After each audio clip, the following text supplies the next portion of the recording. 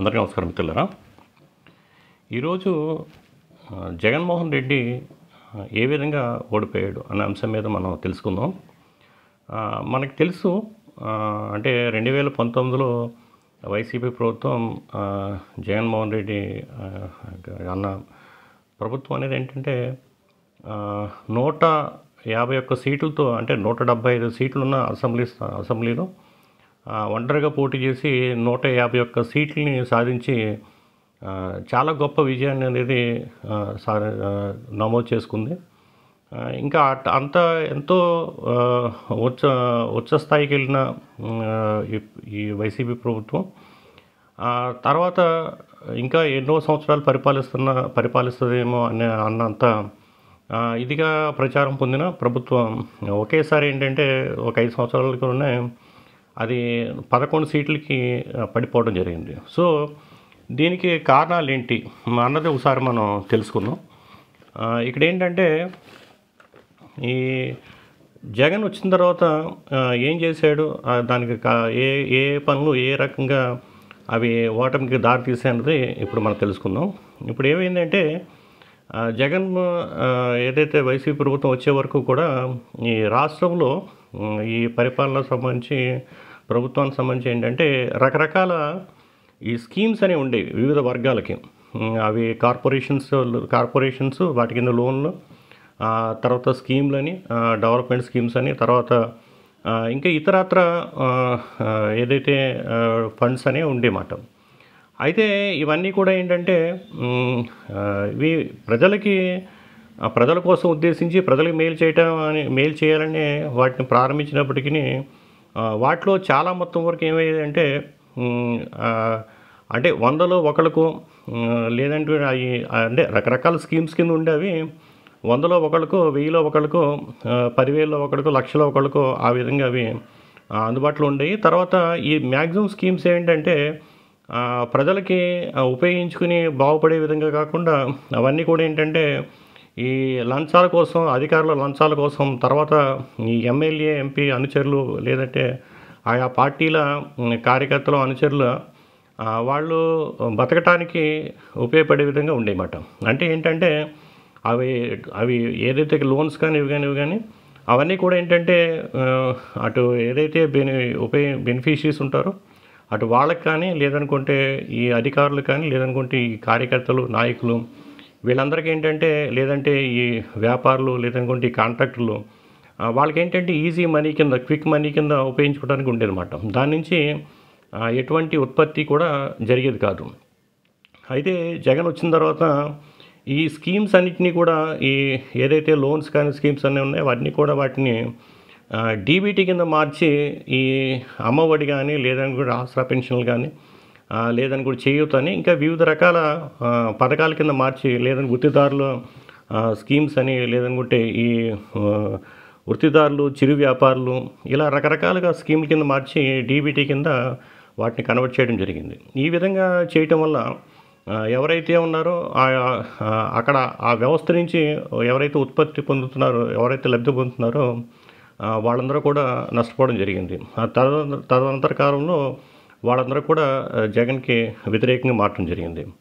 ఇంకా ఇదే క్రమంలో ఈ స్కీమ్స్ కింద ఏవైతే స్కీమ్స్ అమలు చేశాడో ఇక్కడ ఏమైందంటే, ఇక్కడ అన్ని వర్గాల వాళ్ళకి, అంటే ఇంతకుముందు ఏదైతే ఈ స్కీమ్లు ఉపయోగించుకునే వర్గాల వాళ్ళకి కూడా ఈ కొత్తగా ఏదైతే డీబీటీ ఉందో ఆ డీబీటీ ఇవ్వటం వల్ల ఎవరైతే ఆ స్కీమ్ను ఉద్దేశించిన వర్గాలు ఏవైతే ఉన్నాయో అవన్నీ కూడా జగన్ విషయంలో కోపించుకోవడం జరిగింది.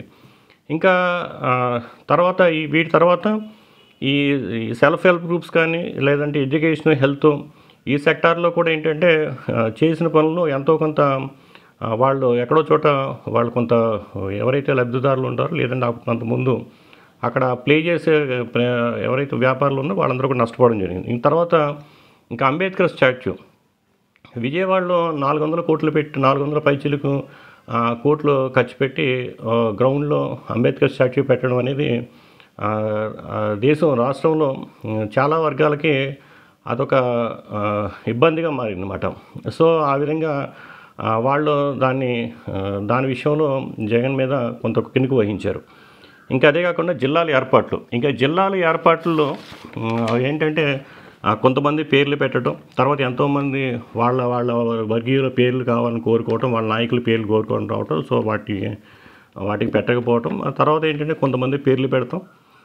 ఈ విషయంలో ఏ కొంత చాలా వ్యతిరేకత అనేది రావటం జరిగింది.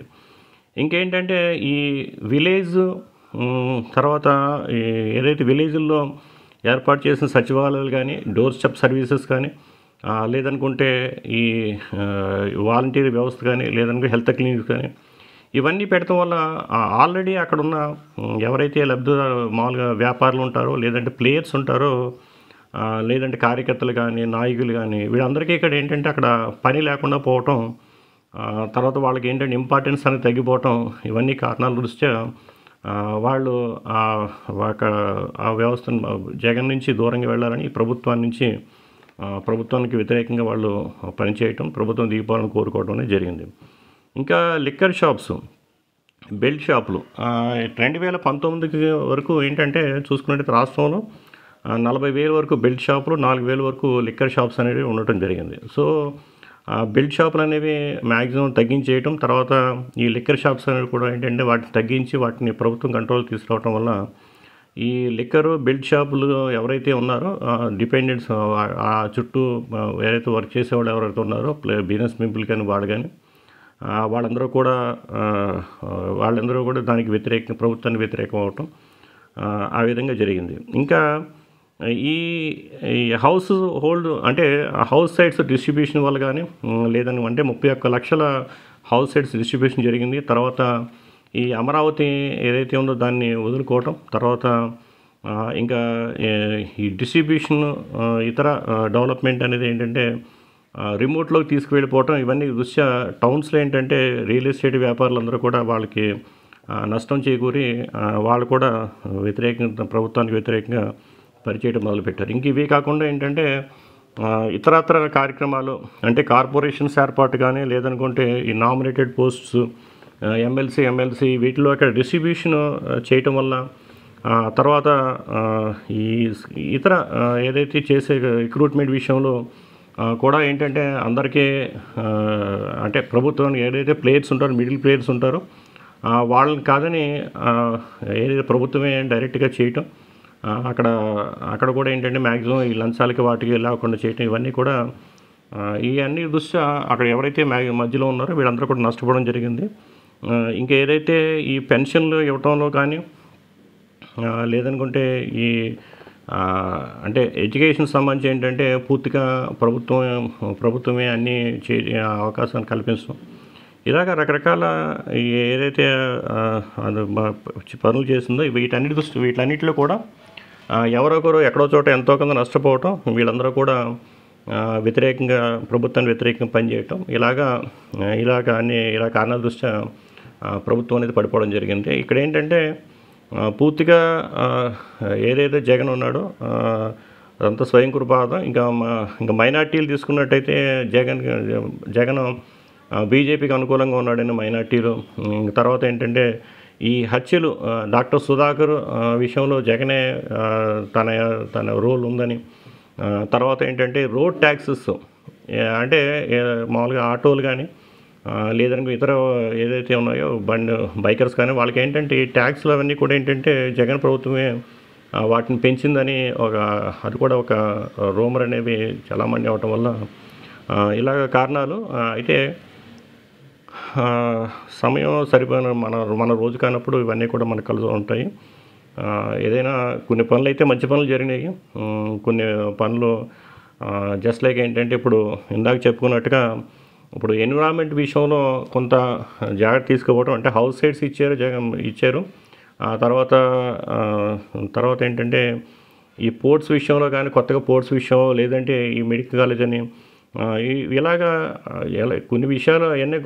తర్వాత ఈ డెవలప్మెంట్ క్యాపిటల్ ఏదైతే వైజాగ్ ఇతర విషయాల్లో డెవలప్మెంట్ కోసం కొత్త ఏదైతే చేశారో వీటన్నిటిలో కూడా ఏంటంటే ప్రజలకైతే మంచి చేయటం అనేది ఓకే, అంతవరకు మనం కొంతవరకు దాన్ని మనం సపోర్ట్ చేయొచ్చు. అయితే ఎన్విరాన్మెంట్ విషయంలో ఎన్విరాన్మెంట్ ఇంపాక్ట్ ఏంటి, అక్కడ అక్కడ ఎటువంటి అంటే నష్టం భూములు ఎక్కడ ఏ భూములు ఉన్నాయో వాటిని ఏ విధంగా తీసుకోవాలి ఈ విషయంలో కొంత జాగ్రత్త తీసుకోకపోవటం అనేది అది పెద్ద తప్పిదం. ఇంకా ఈ విధంగా చూసుకున్నట్టయితే తర్వాత ఏంటంటే ఈ ఏదైతే కన్స్ట్రక్షన్స్ అంటే కొన్ని ఏంటంటే ప్రజల అభివృద్ధి కోసం కొన్ని కార్యక్రమాలు చేస్తే అభివృద్ధి కోసం కాకుండా ప్రభుత్వం బతకటానికి జస్ట్ లైక్ ఏంటంటే ఈ కెనాల్స్ రివర్స్ వాటికి ఏదైతే ఇన్నర్ సర్ఫేస్ ఉందో దాని చుట్టూ ఏదైతే ఈ కన్స్ట్రక్షన్ చేశారో వాల్స్ అయితే కన్స్ట్రక్షన్ చేశారో ఇవన్నీ కూడా ఏంటంటే ఎన్విరాన్మెంట్కి వ్యతిరేకమే. సో ఈ ప్రభుత్వం ఏంటంటే ఎన్విరాన్మెంట్ విషయంలో జాగ్రత్త తీసుకోలేదు. తర్వాత ఏంటంటే ఈ కాస్ట్ ఏదైతే ఉన్నాయో ఇప్పుడు నాడు నేడు ప్రోగ్రాం ఉందో అక్కడ ఏ కార్యక్రమానికి ఎంతంత ఖర్చు అవుతుంది, తర్వాత వాటి విషయంలో ఇంకొంచెం శ్రద్ధ తీసుకోవాల్సిందే. అది కూడా చిన్న మైనస్.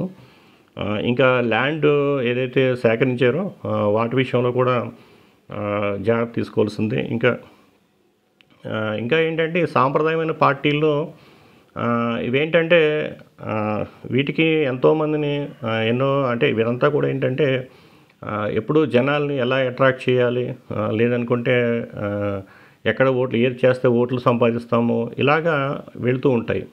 అక్కడేంటంటే ఈ అబ్నార్మాలిటీస్ అనేది చాలా కామన్, గెలవటం ఓటమి అనేది. తర్వాత ఇప్పుడు ఏదైతే వాళ్ళు ఆఫర్స్ చేస్తారో అవి కూడా చాలా ఇంపాక్ట్ చూపిస్తూ ఉంటాయి. అంటే ఒకళ్ళ తర్వాత ఒకళ్ళు ఈ ఆఫర్స్ ఇచ్చుకోవటం. అంటే ఇప్పుడు చూసుకున్నట్టయితే ఈ అమ్మఒడి ఇవన్నీ కూడా ఏంటంటే జగన్ 15,000 ఇలాగిస్తే కనుక ఇప్పుడు నెక్స్ట్ టీడీపీ ప్రభుత్వం ఏంటంటే దాన్ని చాలా విషయాల్లో పెంచిస్తామని చెప్పడం, లేదనుకుంటే ఎక్కువ మందికి ఇస్తామని చెప్పడం, లేదంటే పింఛన్ వచ్చేసరికి 19 ఏళ్ళకే మేము పింఛన్స్ ఇస్తానంటాం మహిళలకి, లేదంటే 50 ఏళ్ళకే పురుషులకి పింఛన్ ఇస్తానటం. ఇలాగా కొత్త ఆఫర్స్ అని ఇచ్చుకుంటూ వెళ్తాయి. అయితే ఇవేమీ కూడా ప్రజలకు ఉపయోగపడవు. ఎందుకంటే ప్రజలకి వాళ్ళకి నిరంతరం దాని ఎంపవర్ అవుతే కనుక ప్రజలు అప్పుడే వాళ్ళకి ఉపయోగం ఉంటుంది. అలా కాకుండా ఎంతో కొంత మనీ ఇచ్చేస్తే ఆ మనీ ఖర్చు అయిపోయిన తర్వాత మళ్ళీ వాళ్ళు చుట్టూ చూడాల్సి వస్తుంది, ప్రభుత్వం వైపు చూడాల్సి వస్తుంది.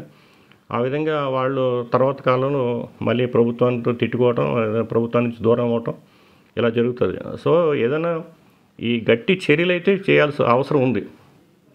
ఈ సైన్స్ అండ్ టెక్నాలజీ విషయం మీద కానీ, రీసెర్చ్ అండ్ డెవలప్మెంట్ విషయం మీద కానీ, కొత్త సెక్టార్ సంరంభించడం కానీ. సో వీటన్నిటికీ ఏంటంటే ఈ అబద్ధాలు అసత్యాలు అనేవి దూరంగా జరిగి గట్టి ప్రయత్నం చేయాలి. ముఖ్యంగా ట్రూత్ మీద వెళ్ళాలి. తర్వాత ఏంటంటే సరైన అంశాలు తీసుకుని కష్టపడాలి. అయితే బేసిక్స్ దగ్గరే ఎవరైతే ఉన్నారో వీళ్ళు బేసిక్స్ నుంచే మొదలు పెడతారు. ఇప్పుడు అంతకుముందు జగన్ ప్రభుత్వం కూడా అప్పుడేంటంటే స్కీములు వెల్ఫేర్ మీద దృష్టి అనే వచ్చింది, కానీ తన సైన్స్ అండ్ టెక్నాలజీ మీద కానీ, రీసెర్చ్ అండ్ డెవలప్మెంట్ మీద కానీ వాటి మీద రాలేదు. అయితే అలాగే ఇప్పుడు వచ్చిన ఏదైతే టీడీపీ ప్రభుత్వం కూడా ఇప్పుడు కూడా నేను ఇంకా మరిన్ని ఇస్తాను అని వచ్చింది, కానీ అది కూడా ఏంటంటే ఏది చేస్తే ఏది వస్తుంది అటువంటి విషయం మీద రీసెర్చ్ చేసి దాని నుంచి డెవలప్ చేసి వచ్చింది కాదు. అందువల్ల సరే ఇప్పుడు ఏంటంటే జగన్ ప్రభుత్వం ఓడిపోయినప్పటికీ వాళ్ళు ఇప్పటికైనా ఏంటంటే వాళ్ళు ఎంతో కొంత వాళ్ళు మారి ఏంటంటే ఈ వెల్ఫేర్ మీద కాకుండా, అంటే మేము ఇంత ఇస్తాం అంత ఇస్తామని కాకుండా వెల్ఫేర్ అనేది చాలా అవసరం. అయితే వెల్ఫేర్తో పాటు ఏంటంటే వాళ్ళకి ఈ కొత్త సెక్టార్స్ని కూడా డెవలప్ చేసుకోవాలి. తర్వాత ఉన్న సెక్టార్లో సర్వీసెస్ కూడా ఇంప్రూవ్ చేసుకోవాలి. అట్ ద సేమ్ టైం ఏంటంటే ప్రభుత్వానికి కూడా ఆదాయం వచ్చే విధంగా చూసుకోవాలి. మనం డబ్బులు ఇస్తూ కూర్చుంటే ప్రభుత్వం దగ్గర డబ్బులు అయిపోతే తర్వాత ప్రభుత్వం ఏమి చేయలేని పరిస్థితి వస్తుంది.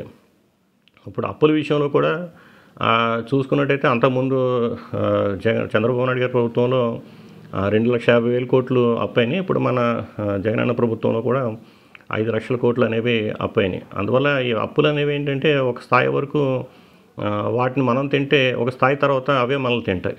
అందువల్ల ఎంతో జాగ్రత్త ఏ రూపాయి అప్పు చేసినప్పటికీ ఎంతో జాగ్రత్త వహించాలి. ఏదో రేపు చూసుకోవచ్చులే ఎల్లుండి చూసుకోవచ్చులే అని మనం వాటిని ప్రొలాంగ్ చేస్తాం. పోస్ట్పోన్ చేయటం వల్ల మనకి ఎటువంటి ఉపయోగం ఇవ్వదు, సహాయపడవు. అందువల్ల ఓటమికి పొంది కొత్త ప్రభుత్వం కానీ పాత ప్రభుత్వం కానీ ఓడిపోయామని వాళ్ళు గెలిచామని వీళ్ళు అటు బాధపడతాం కానీ విరవేయటం కానీ ఆనందపడతాం కానీ చేయకుండా ఈ ఈ ఏదైతే science and technology, research and development, తర్వాత ఉత్పత్తి పరిశోధన ఉత్పత్తి, వాటి వైపుగా దృష్టి సారించి ఈ కొత్త కొత్త రంగాల్ని లేదంటే ఉన్న రంగాల్లో సేవల్ని ఉత్పత్తులను పెంచుకోవటం, ముఖ్యంగా నిజాలు మాట్లాడటం, నిజాల ద్వారానే వాళ్ళు ఏదైనా అడుగులు వేయటం చేస్తే ఎంతగానో ఉపయోగం ఉంటుంది, ప్రయోజనం ఉంటుంది. ఇంకా రేపు మరొక అంశంతో మళ్ళీ కలుసుకుందాం. థ్యాంక్ యూ, ధన్యవాదాలు.